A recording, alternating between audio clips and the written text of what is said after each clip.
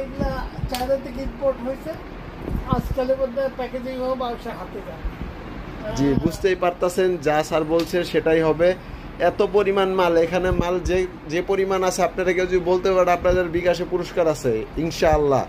এই দেখুন মালের সমাহারে এখানে অ্যাকুরেট রেটটা, তাহলে আপনাদেরকে বিকাশে কিছু আমরা আর্থিক আর্থিক উপহার দিব, উপহার হিসেবে দিব।